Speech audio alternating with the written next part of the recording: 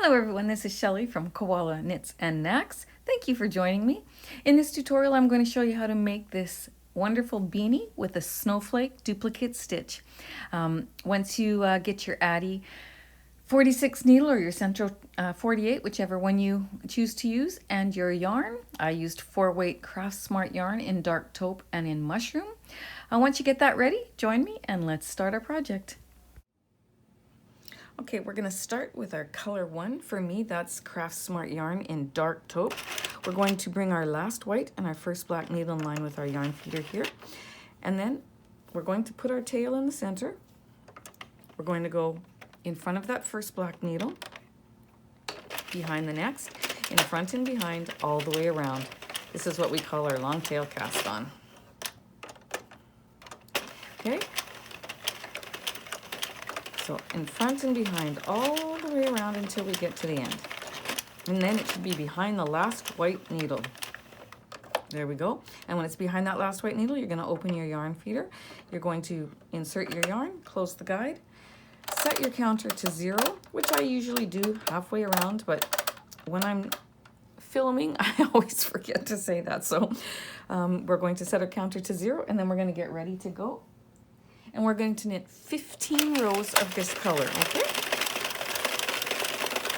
My machine likes this dark taupe color. It doesn't so much like the next color that I'm going to use, but we're going to give it a go here. That's 2. So when you get to 15 rows, finish your 15th row, and then come back and see me, and we'll add our next color. All right, I'm going to click on my 15th row and I'm going to finish that. Now for those of you who might be new, I'll just let you know I hold my yarn like this between my hands, and this is how I get my tension, okay? I just, right between those 2 fingers, and then when I put it all the way to the back of my hand, of my fingers, there's light, very, very light tension. If I want to have a medium tension, then I move it up a little bit closer to my knuckles, and then I can tighten it a little bit. But for me, I generally always have it at the very lightest tension. Okay, so I'm going to finish off row 15. I also mark my red divider here with a black permanent marker. It needs to be done again because it's starting to wear off. And that way I can see when the end of my row is coming around and I don't pass it. Okay, so now it's coming. I'm going to stop right there. Time to change my yarn. So we're going to cut our working yarn, open our yarn feeder, put our yarn end between our last white, our first black. You don't need a really long piece. You just need a little piece so that you can tie. I always tend to cut a little bit more than what I need. Let me find my yarn end here on I already unraveled my ball because it's a new ball. And I lost my end here, so let me just find it. But I always tend to cut off a little bit more than what I need in the center, and then I trim it up later. It's just a bit of a habit. Okay, we're at our yarn end here. So I'm going to cut off this little end because there's a knot. And I'm going to insert my new color into my yarn feeder, put it into the center there between the last white and the first black. Then I hold both of those tails, both of those yarn ends in the center here, and I'm going to crank out about 4 needles. And you see how it's still over this little red divider there? I like to take both yarn ends from the working yarn, both the same color, and give it a little tug until that slips underneath there. If it doesn't slip under easily, you just help it over with your fingers. And that helps me keep my tension at the beginning of my row change the same as at the rest of my project, okay? Then we're going to tie a nice tight knot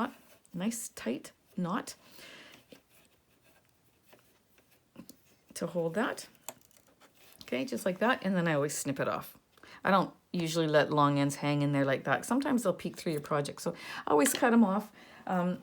So there's about 2 inches there, 1 inch or 2, and then we keep going. Okay, so for this color, we're going to need 35 rows of this second color, and for me that's Craftsmart Mushroom. And I'm going to keep my counter where it's at, and I'm going to go until I finish row 50, okay? So you're going to do 35 rows of this color. Now this is the color my machine sometimes doesn't like. So I'm going to go slow for the first couple of rounds here just to make sure that it's catching. And then I'll just take an even speed. I won't go as fast as I can with my dark taupe. I'll just go at an even pace all the way around, an even slower pace until I get to row 50. And for this particular yarn, yeah, I think it's because it's a little bit coarser than the taupe, and so it's sometimes these light colors don't cooperate very well with your machine. So far it's going not bad, so that's really great.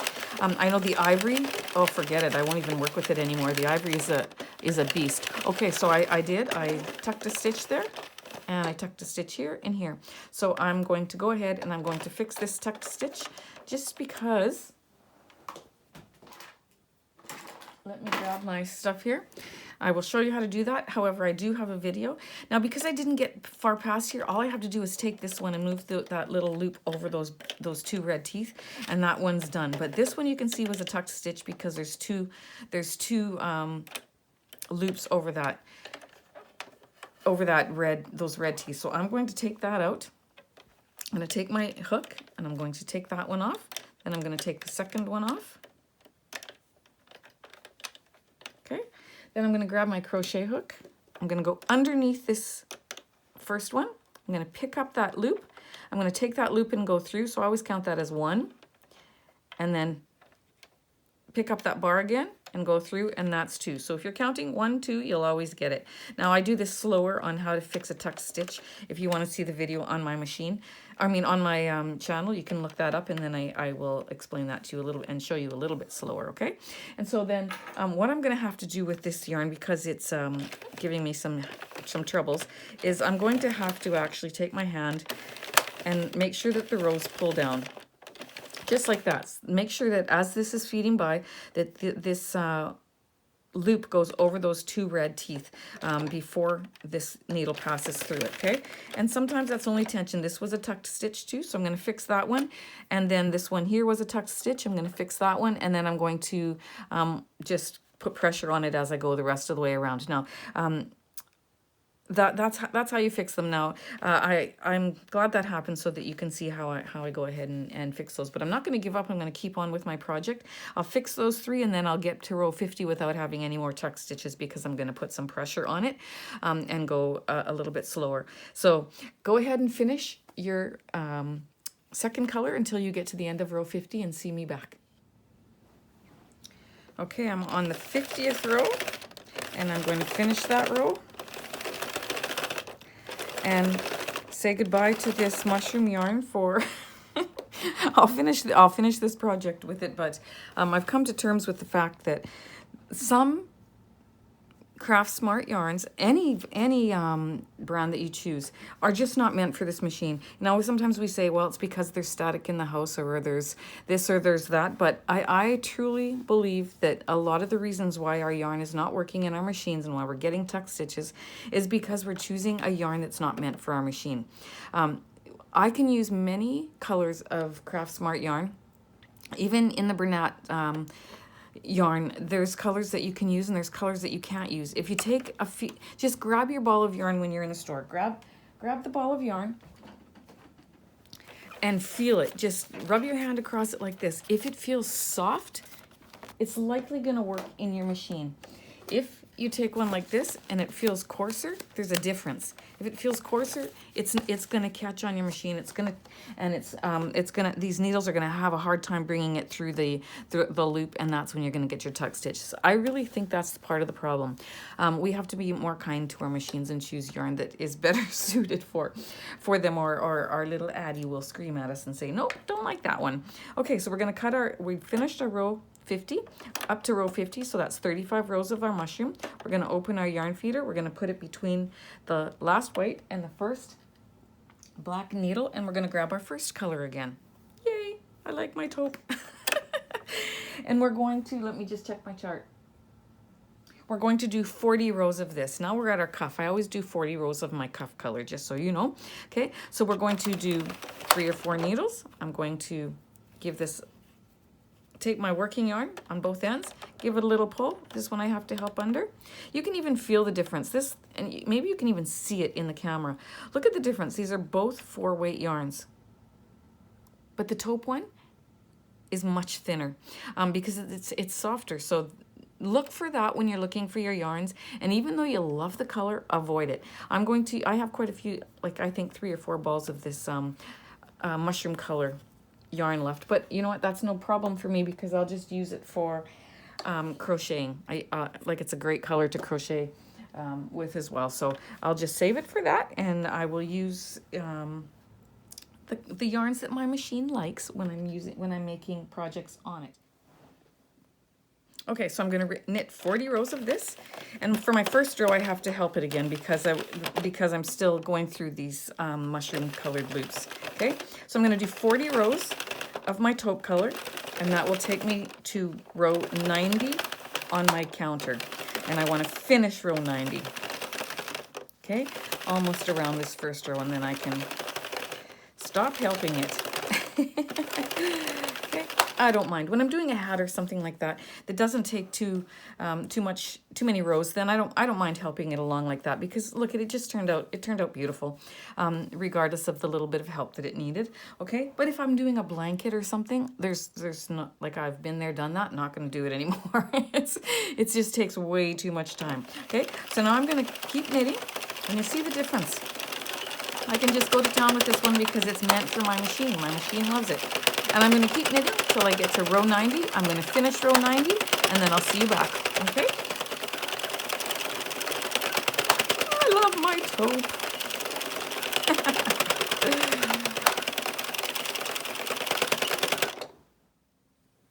All right, so I made it to 90 and I finished row 90. I'm going to cut off that working yarn, open my latch, put it in between my last white and my first black.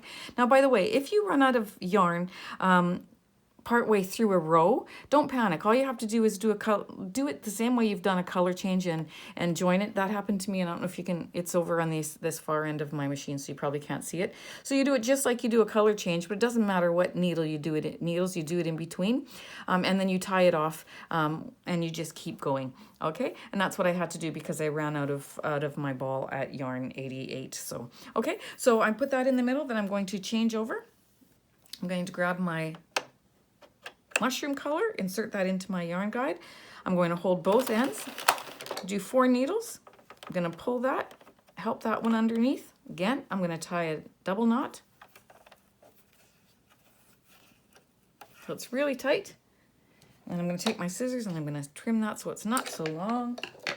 And I'm going to do 35 rows, which is going to take me to 125 on my counter. Now you can stop and set your counter every time you start a new color, but there's no need to. Just in your book, when you're writing it, write in another column what you're going, like say that you're going to do 35 rows and then put until you get to 125, or however you want to mark it in your book, okay?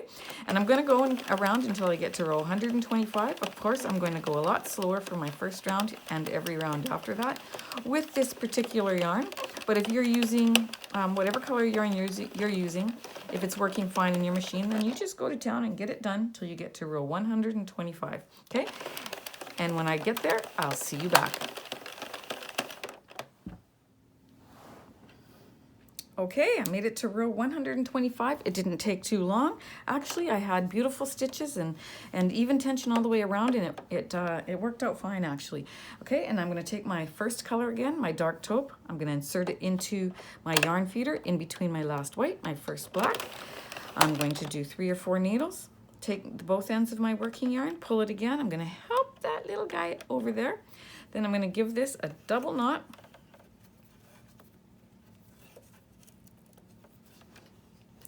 I'm going to snip that off, and I'm going to finish my beanie by doing 15 rows of this taupe until I get to row 140. Okay, so when you get to row 140, I'm going to help it along with this first row here to get underneath that mushroom color to make sure I don't tuck any stitches. I'm not pulling too hard. I'm just giving it a little bit, just a little bit of tension as I go down. Okay. I'm going to roll that up, pull this little fuzzy off of here while I see it, okay? And I'm going to continue 15 rows until I get to 140, and then I will see you when I get there, all right?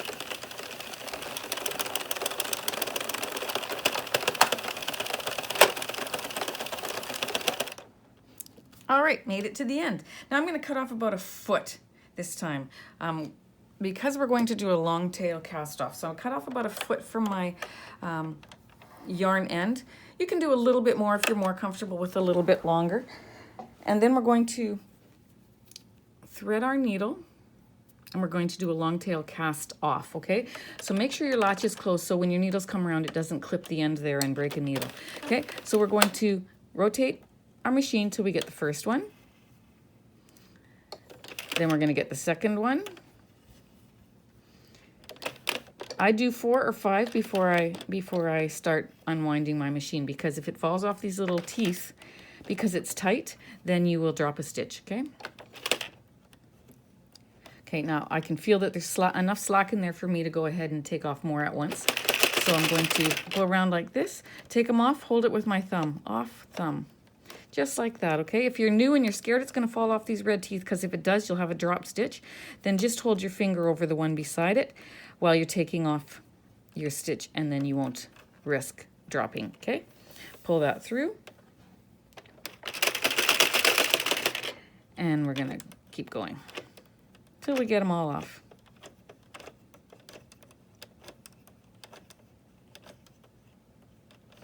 That's 26. I love these two colors together, even though you have a hard time with the mushroom. For a beanie, like if I was to have to do a bunch for a craft sale, I probably wouldn't choose this yarn, but if I'm doing a gift or for myself, or I just need a few, then I would do it, use it, because I think that the dark taupe and the mushroom just complement each other so beautifully. I have made blankets using the mushroom, and it's taken me much longer than what I like to take in order to make a blanket. But you know what, depends who you're making it for. Like if you're making it as a special gift, then you're not you're not worried about spending that extra time. If you're making them to sell and you want to get a bunch done at one, in a shorter period of time, it might not be the best color to choose. Okay, so let me just take off my Addi. I'm going to take my Addi off, and we're going to continue. See, just love that. It's just so beautiful, okay? All right, so join me back in 1 second. Okay, we've got our project off the machine, and we're going to unroll it. See, don't you just love those colors together? I think they're just so absolutely gorgeous. We're gonna unroll it. Now, if you notice that on one of your, once we get it all assembled, actually, then I'll, show you again, but this is where I fixed a couple of my tucked stitches. Now you can hardly tell because I like to then take my pick when it's still on my machine on the opposite side, and I should have showed you that, but I didn't. I like to take my pick and go like this, just in between those rows, because when you're fixing a tuck stitch, one of the rows on the side of it beside the row that you're fixing gets tight, and so you want to fix that so that it all looks good. But once we take it off our machine, but anyways, what I was going to say that if you have one particular piece that's you don't like as much as the other side, if both sides are mirroring the other, then put that on the inside of your beanie. Okay, so we're going to take this and we're going to stretch it widthwise, and then we're going to stretch it lengthwise. You just feel the difference in how soft it becomes when you do that. It just somehow, it lines up your stitches and your rows, and it just makes it so much more softer when you give it a good tug, okay? So we're going to grab any side. Doesn't matter what side we're going to start on, okay? And we're going to take that yarn end and we're going to pull it, okay? To close up our end.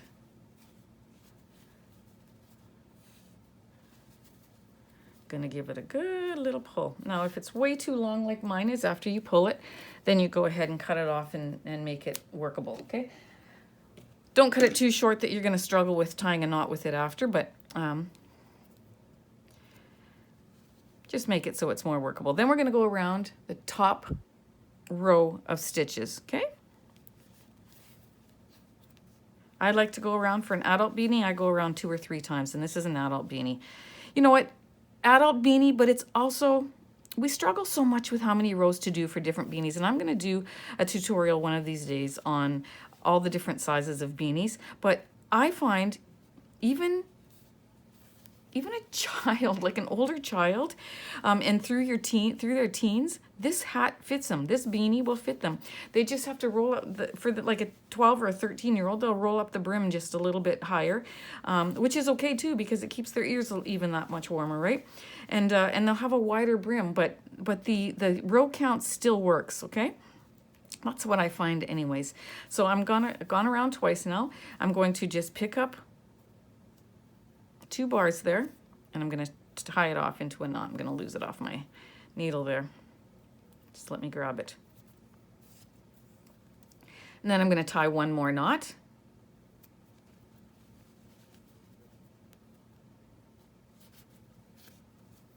Just to secure, okay?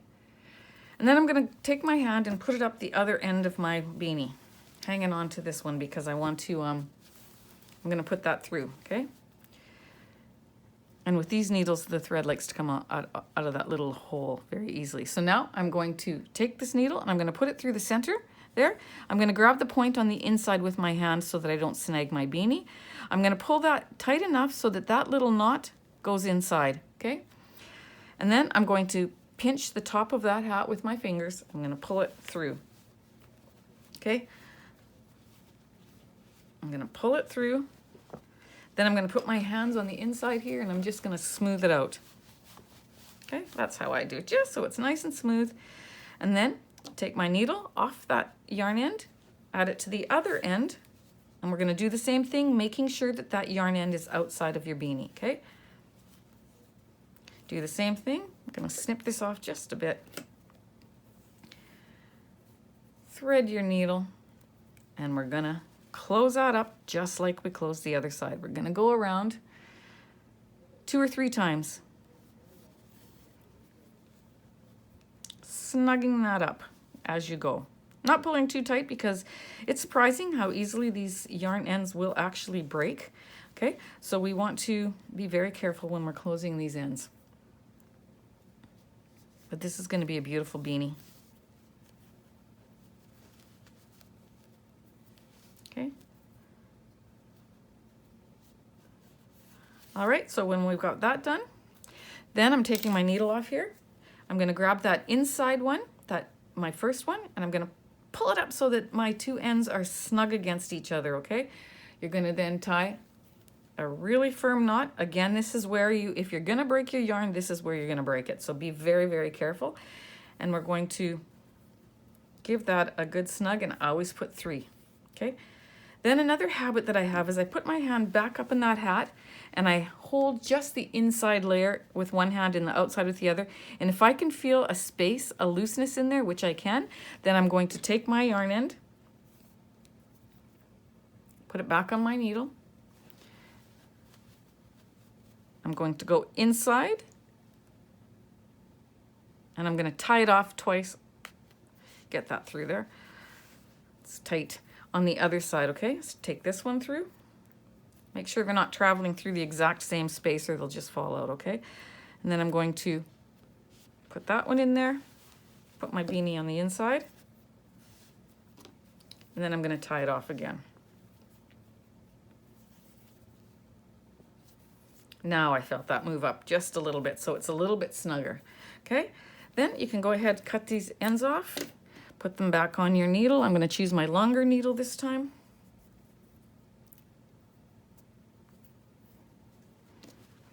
And go ahead and hide those yarn ends between the 2 layers.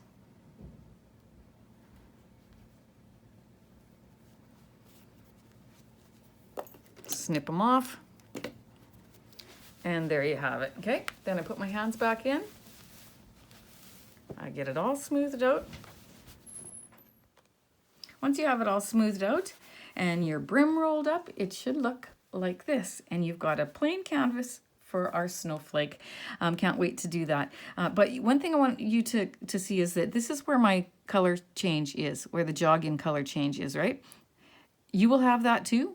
I want you to use the other side of your hat. Just turn it around, and I've already started the snowflake pattern on the other side, so I don't want to turn it yet until I show you. But this is the snowflake pattern. I found it on Google. All I did was go to the search bar and type in snowflake patterns, duplicate stitch snowflake patterns, and hit images, and I got a ton of them that came up, and this was one of them, so I just took a screenshot of it and then I copied it out, which is what you should do. Take a screenshot of this and copy it out.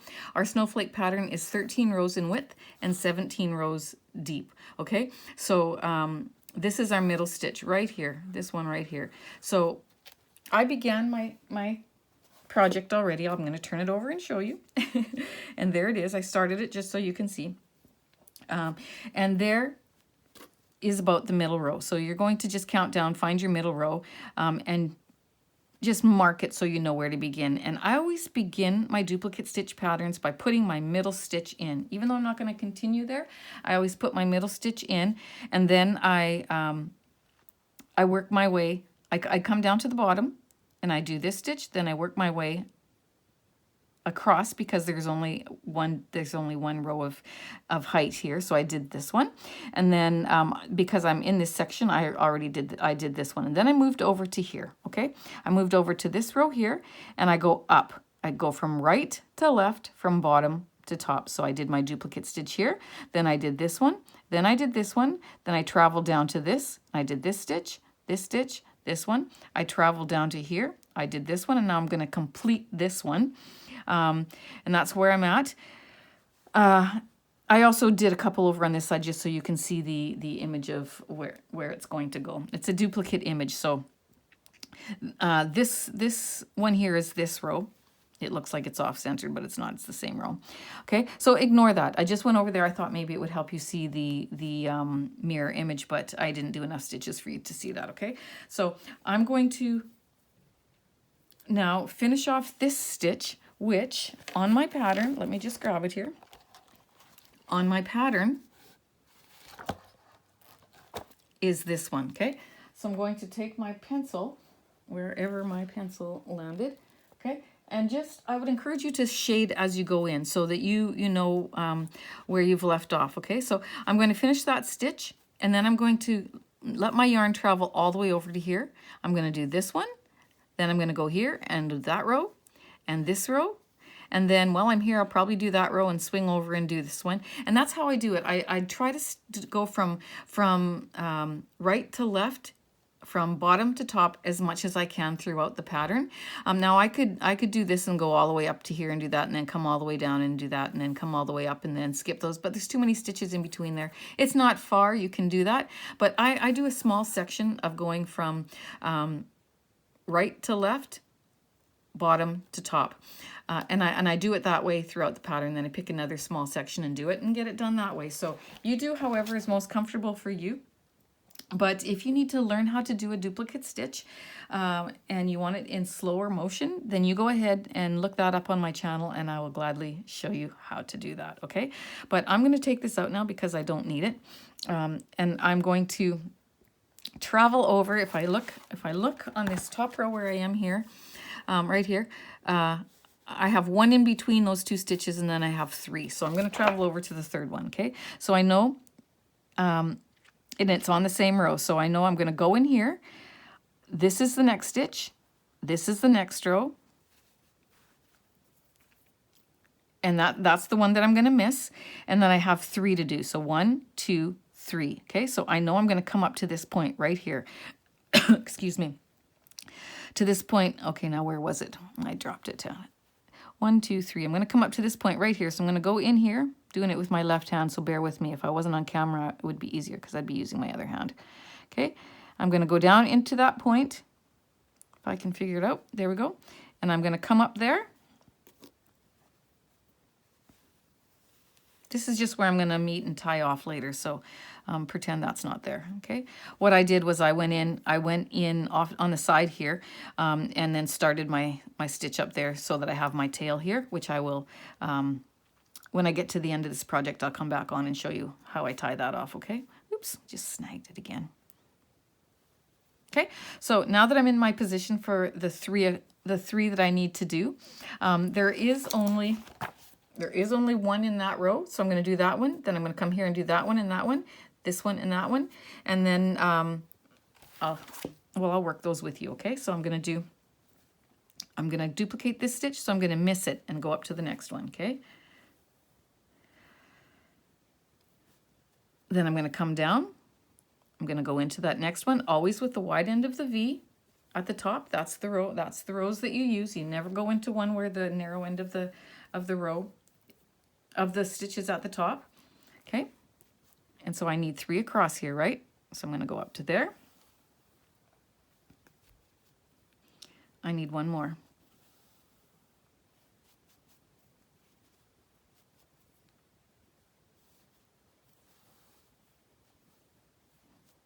Okay, and so I know that I need 2. I need 1 on top of this one and 1 on top of this one. So I'm going to go down into here.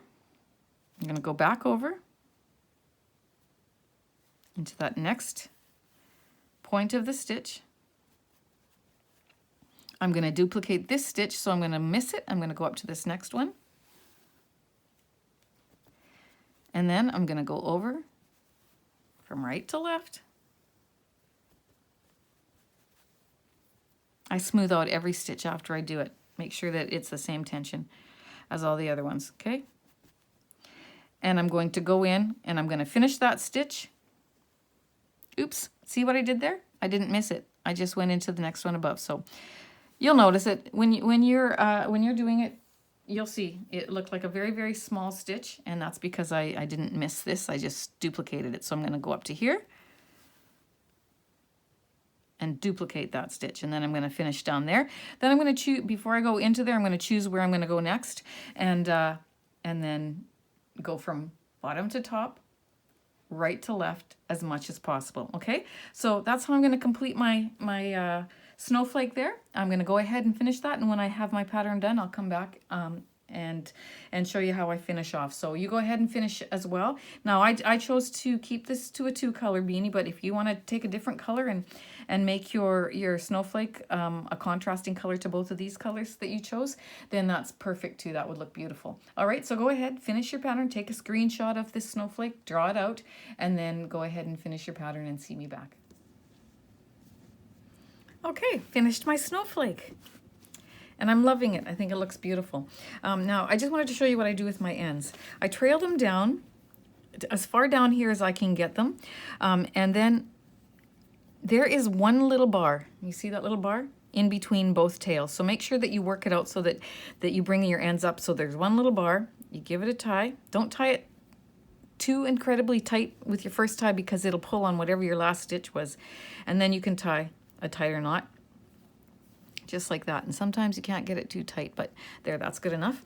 And then I'm going to thread both of these. And then I'm going to put it right back into that area and through down to there, okay? Now the reason why I put that little bar in between, you can't even see it, see? The reason why I put that little bar in between is because then it will hold the yarn in place. If you don't put the bar in between and you bring them both up in one section and tie a knot, then that yarn is loose inside of there and it's going to loosen up on your stitches, your last stitches that were there. But I tied it down there because this is going to be rolled up anyways. You don't see it anyways, but you're not going to see it for sure because your brim is going to go over it. Okay, so I'm going to raise my, bear with me as I struggle with raising this, just like that. Okay, and there we go. We've got our beautiful, beautiful beanie with our snowflake pattern. You did it, yay! And you can use whatever pattern you like. I'd love to do a beanie that's red and white and black, and do that. You know, there's that truck that's got the green Christmas tree coming out of off the end. That's so popular these last few years of Christmas. I'd like to do that on a beanie. I think that would be absolutely beautiful too. But for now, I'm going to stick with my snowflake. If you want to do little flecks of, I'm going to just show you here real quick before I end this video. If you want to do little duplicate stitch flecks, I might do it actually, but we'll see. Duplicate stitch flecks just randomly anywhere. Like let's just say I'm going to do it here. I think you can see me in the camera. Let's see, I'm going to do one here. I just thought of this as I showed you. It wasn't, it's an afterthought. But that's often how my brain works. And then just go up in there. Choose a space up here.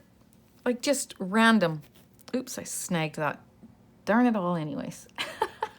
That's okay. I'm going to cut that little thing off before I pull a stitch and really mess it up. Then I'll take my crochet hook and I'll fix that if I need to. Oh, I don't need to. Okay, just like that.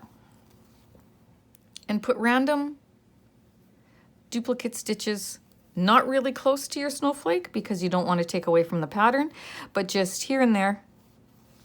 Just going to do one more here and then take it out the side here just so that we can get it out of the way for the visual. Okay, if you want to do that and have them all over, just in different places, don't do too many because again, you won't know your snowflake is there because it'll all mesh together. But if you want to do one or two, I'm not sure that I like that or not, but that's an idea I'm giving you that just came to that popped into my head. If you choose to do that, wonderful. That'd be awesome. Make sure if you're on any Facebook groups that you post it because I'd love to see it, especially if you've done the extra duplicate stitch there too. So I'm going to go ahead and remove this. That one's going to be a little hard because it's snagged. And get that out of there. I can do it off camera, no worries. But that's just a little afterthought that came to my mind if you wanted to do that. Otherwise, just leave it and it's perfect just the way it is. So there you go.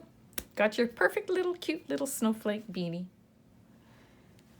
Okay, so you can choose to leave it just like this, or you can choose to put a pom-pom on it. I like it both ways, but I think I'm going to choose to put a pom-pom on. I just not sure if I found one that I like the color combination with yet. I think that looks great, but I'm going to put it on and I'm going to determine whether I like it after I look at it for a little while. But put my hat inside out. I'm going to stick my crochet hook in there. Poke it through the top. Miss the center. Give it another go. I tighten my ends so tight that sometimes I have a very hard time getting it in there. There we go. Now I'm going to find the little elastic loop on there, and if I put tension on it, then I can get it through easier, okay? I'm going to pull it through. And then if you go on my channel, you might have your own way of doing it already, but if you want another idea, I make these little plastic pom-pom holders